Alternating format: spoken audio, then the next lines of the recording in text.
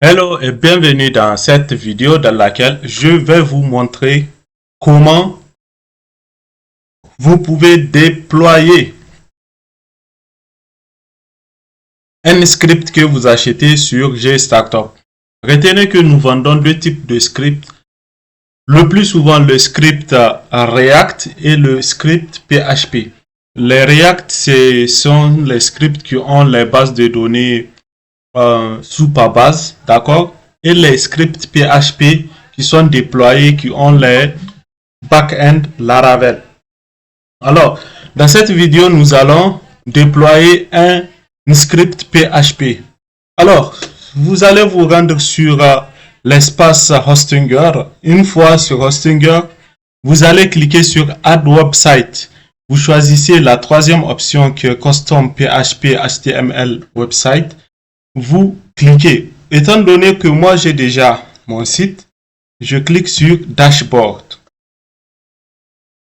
Je lance Dashboard. Dans le Dashboard, j'ai là où on a écrit File Manager. C'est là-bas que vous allez téléverser vos fichiers. Je clique sur File Manager. Entre-temps, je viens créer ce qu'on appelle une base de données, database, d'accord? Je crée ma database. Je l'appelle la virtual. La database, c'est là où vos données seront stockées. Tout ce qui est authentification, tout ce qui est donné, je génère un code, je génère un mot de passe automatique, d'accord? Je copie ce code, il faut le garder jalousement, ou disons, on aura besoin de ça juste pour l'installation. Après, vous pouvez changer. D'accord?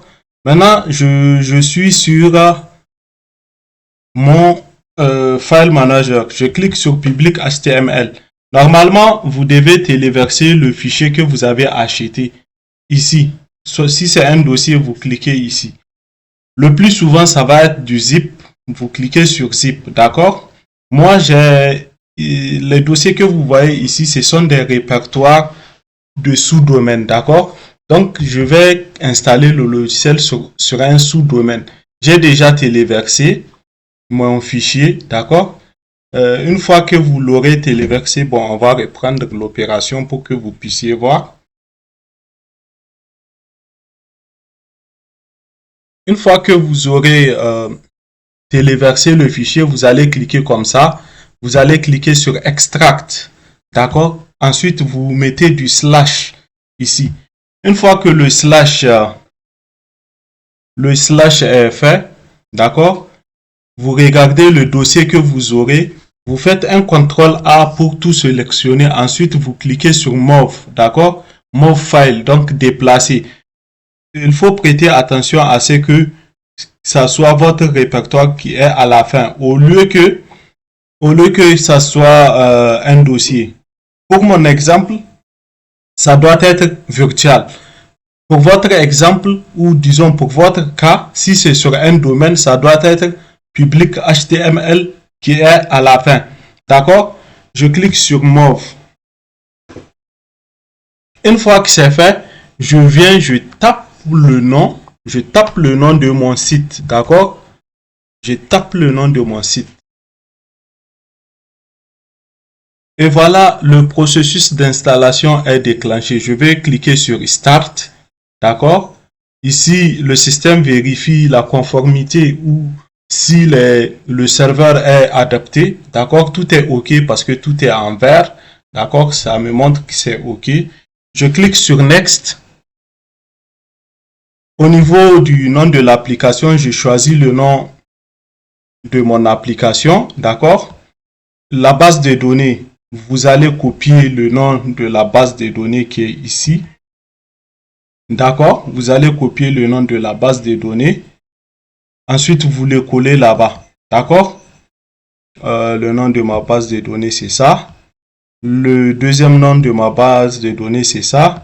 Ici, c'est mon mot de passe. D'accord? Je mets mon mot de passe que j'aurais créé. Ensuite, je clique sur Continuer.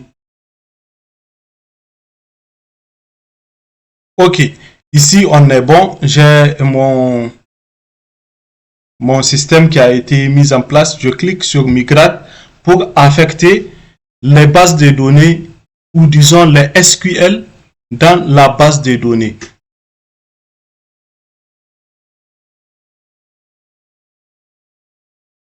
Ok.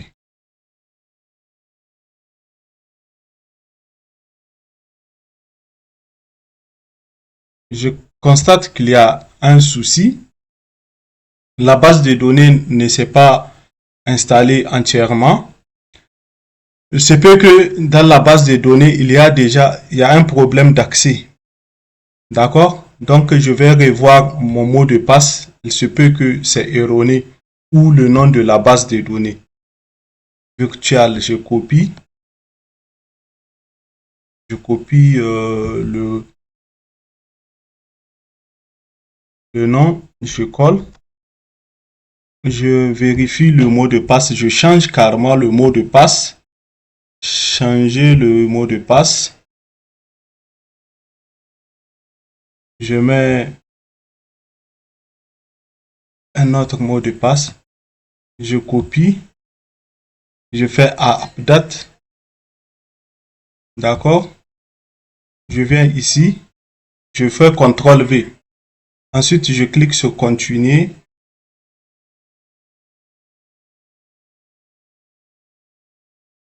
Je clique sur migrate. Ok. Je viens de téléverser à nouveau le fichier. On va cliquer sur migrate. J'avais installé le multilangue. Donc, c'était pourquoi il n'y avait pas la table qui a été créée. Mais maintenant, c'est bon. Je vais créer le compte administrateur maintenant. Je veux utiliser contact @gstartup.com. Ça, c'est le compte administrateur. Je vais créer un mot de passe admin 1, 2, 3, 4. Donc, chacun peut se connecter. Donc, vous pouvez vous connecter pour tester la plateforme. Je clique sur continuer. Maintenant, dès que je clique sur continuer, la plateforme est totalement en ligne. D'accord? Là, je peux cliquer ici pour voir le compte administrateur. D'accord? Là, je suis sur le compte administrateur.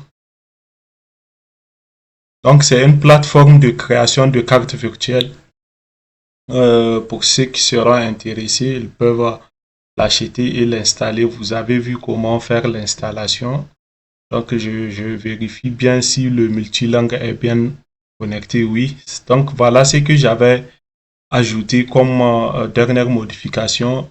J'avais omis de mettre la table de données, mais maintenant, tout est OK, tout est opérationnel. Vous avez multilangue et tout. Multidevise, autant pour moi. Sur ce, voilà, on regarde le site, l'interface Virtual Cloud. Là, nous sommes sur la page d'accueil, d'accord? Toutes ces données-là, vous pouvez les changer depuis la page de l'administration. Alors, sur ce, je vous dis, si vous êtes intéressé, il suffit juste d'acheter le code, de le déployer, de venir sur l'espace administrateur, regarder dans les options au niveau des pages de modification, setup page, donc ici setup section, ici vous pouvez les personnaliser. Maintenant au niveau des sections, vous pouvez changer le logo, le favicon, d'accord, tout est modifiable. Vous pouvez tout personnaliser, mettre votre logo, vos pricing, d'accord, tout ce que vous voulez. Au niveau des API pour les cartes virtuelles, vous allez tout simplement vous connecter sur, on utilise l'API de StrawWallet, d'accord? Créez un compte sur StrawWallet, venez Virtual Card, vous choisissez le fournisseur, donc il y a plusieurs